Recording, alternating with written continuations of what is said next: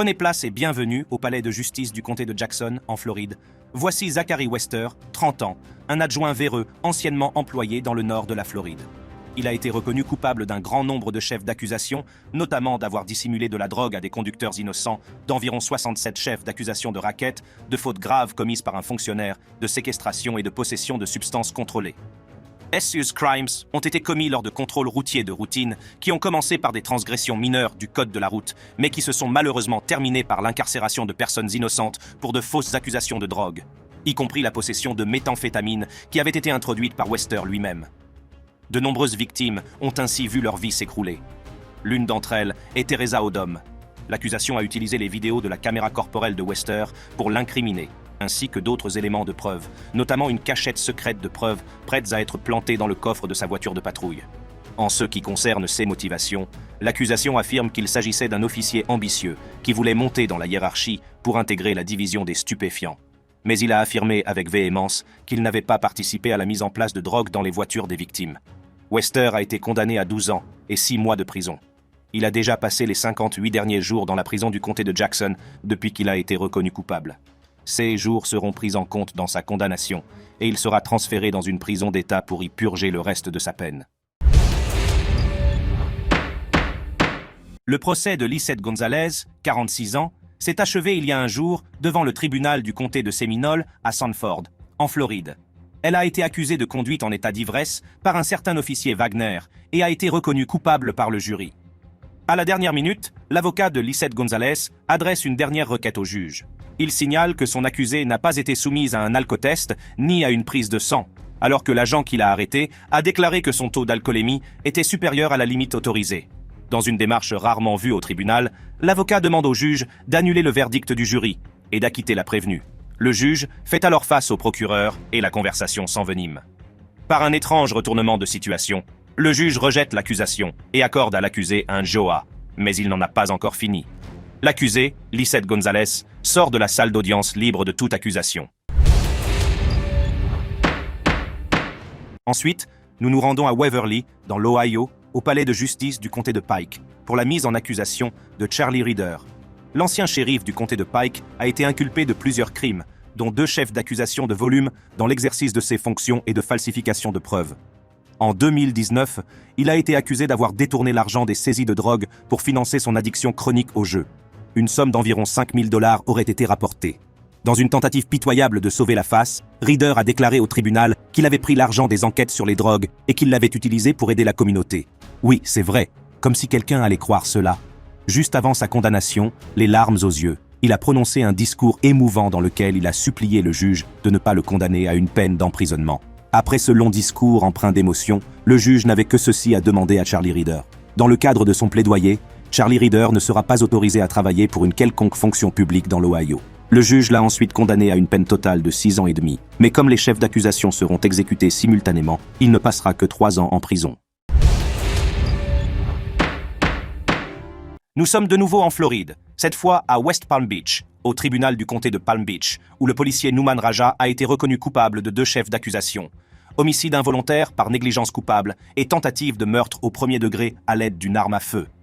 Nouman K. Raja a été arrêté pour avoir abattu un homme noir qui attendait de l'aide sur une autoroute après que sa voiture soit tombée en panne.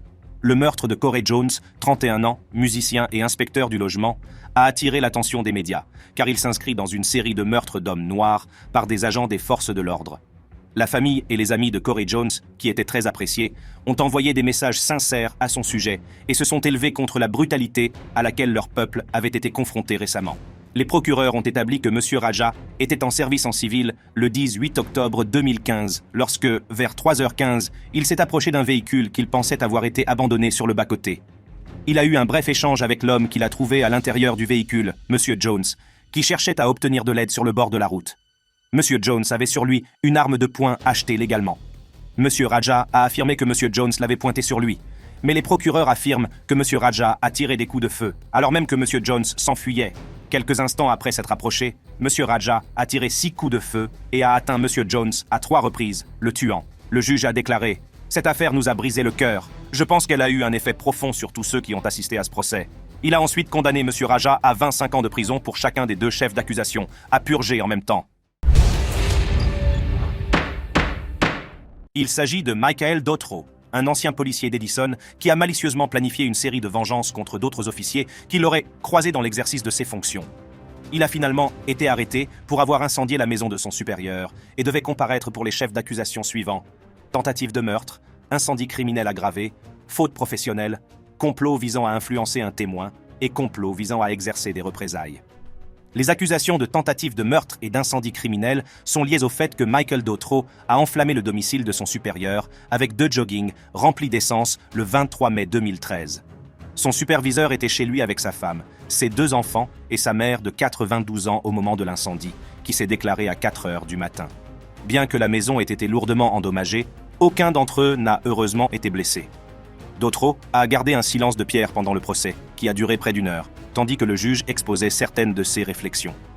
La tentative de meurtre et l'incendie criminel ne sont pas les seuls problèmes juridiques auxquels Michael Dautro a dû faire face ces dernières années.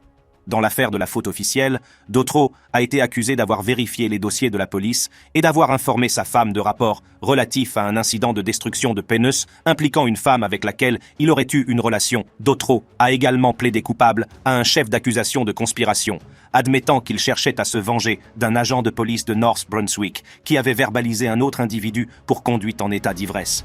Ce Dautro n'a pas l'air de laisser la vengeance au Seigneur. Il veut se venger pour lui tout seul.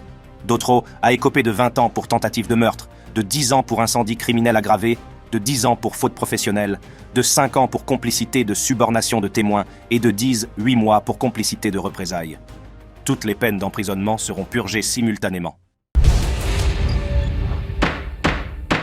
Bienvenue au palais de justice de Miami-Dade où Lester Bonen-Blust, 51 ans, a été reconnu coupable d'avoir attaqué et plaqué au sol un infirmier à l'hôpital Jackson Memorial. Il a été inculpé d'un chef d'accusation de coups et blessures sur une personne âgée de 65 ans et plus, et d'un chef d'accusation de séquestration. Selon le rapport d'arrestation, la confrontation entre les 2 hommes a commencé après la sortie de l'hôpital de la nièce de l'agent, qui souffrait de troubles mentaux. Son père l'a ramenée le lendemain, mais les médecins ont estimé qu'elle ne remplissait pas les critères pour être réadmise, et le père a été prié de prendre un rendez-vous de suivi.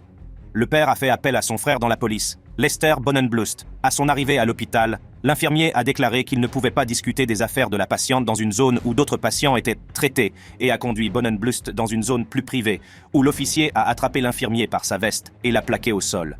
Selon les rapports de police, la vidéo montre Bonen-Blust saisissant Nicholson par l'arrière de sa veste, ce qui incite l'infirmier à reculer et à lui dire « Enlève tes putains de mains de moi !»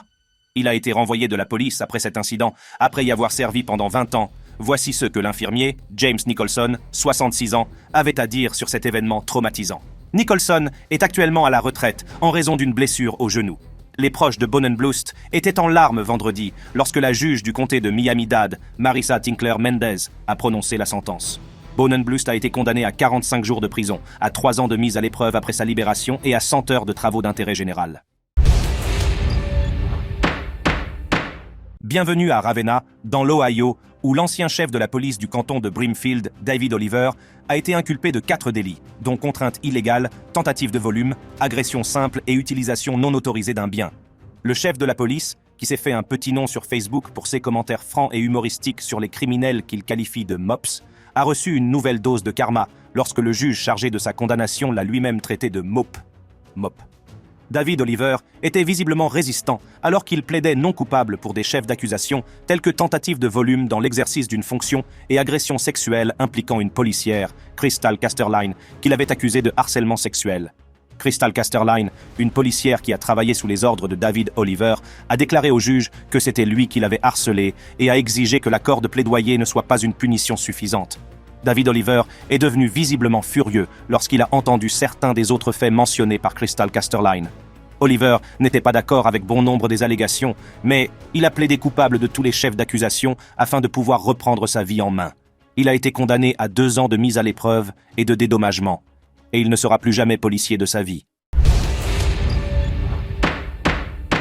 Bienvenue dans le New Jersey, à la Cour supérieure du comté d'Essex, où Sean Courter, 35 ans, officier de police de Bloomfield, a été accusé de conspiration en vue de commettre une faute officielle, de falsification de documents publics, et de fausses déclarations sous serment. Le 7 juin 2012, l'agent Sean Courter a été appelé au domicile de Marcus Jeter lorsque ce dernier et sa petite amie se sont disputés verbalement, et Jeter a volontairement quitté le domicile et ses environs. Courter a suivi Jeter sur la Garden State Parkway et l'a arrêté. Il a tenté de faire sortir Jeter de son véhicule, mais celui-ci a refusé en disant qu'il craignait pour sa vie. Courter a alors immédiatement appelé des renforts. Lorsque les renforts sont arrivés, leur véhicule a heurté l'avant de la voiture de Jeter. Courter a alors brisé la vitre et, avec l'aide de ces renforts, il a traîné Jeter hors de la voiture. Après l'incident, les agents ont rédigé des rapports de police indiquant que Jeter avait tenté de s'emparer de l'arme de Courter et que Jeter avait frappé l'un des agents de renfort. Sur la base de ces rapports, Jeter a été accusé de fuite, de résistance à l'arrestation, de voies de faits graves et de tentative de désarmement d'un agent de police. Sur la base de nouveaux éléments de preuve, le procureur a abandonné toutes les charges contre Marcus Jeter et a ouvert une enquête sur les officiers qui a abouti à une mise en accusation des officiers par le grand jury. Avant sa condamnation, Marcus Jeter s'est adressé au juge et à l'ensemble du palais de justice du comté d'Essex. La victime elle-même, Marcus Jeter, était présente au tribunal. Il a également eu ses mots à propos de Sean Courter et de toute l'affaire elle-même. À la suite d'une condamnation pour faute professionnelle et falsification de dossier, le juge Michael Ravin de la Cour supérieure du comté d'Essex a condamné l'ancien policier de Bloomfield à 5 ans de prison d'État. Bienvenue dans l'État de l'Oklahoma, où un ancien officier de la police d'Oklahoma City, Daniel Holtzclaw, a été inculpé de plusieurs chefs d'accusation de viol, d'agression sexuelle, de sodomie orale forcée et d'autres délits sexuels. Holtzclaw est accusé d'avoir agressé sexuellement plusieurs femmes d'origine afro-américaine entre décembre 2013 et juin 2014. Il a stratégiquement ciblé celles qui venaient d'un quartier pauvre et majoritairement noir de la ville. Selon les enquêteurs, Holtzclaw vérifiait les antécédents des femmes qui avaient des mandats d'arrêt en suspens, des contraventions en attente ou d'autres casiers judiciaires et les choisissait soigneusement pour être ses victimes. Holtzclaw, qui était en congé payé jusqu'à ce qu'il soit finalement inculpé en août 2014, a été licencié du service de police d'Oklahoma City en janvier 2015 et son procès s'est ouvert le 2 novembre 2015. Il a plaidé non coupable pour tous les chefs d'accusation. Mais le 10 décembre 2015, il a finalement été reconnu coupable de 18 des chefs d'accusation, le jury recommandant qu'il purge une peine de 263 ans d'emprisonnement. Insistant sur le fait que des preuves avaient été cachées à la défense, l'avocat de Holtzclaw a demandé un nouveau procès, mais la demande a été immédiatement rejetée par le juge. Si vous avez aimé cette vidéo, jetez un coup d'œil à nos autres superbes vidéos de procès sur la chaîne. Merci d'avoir regardé et à la prochaine fois.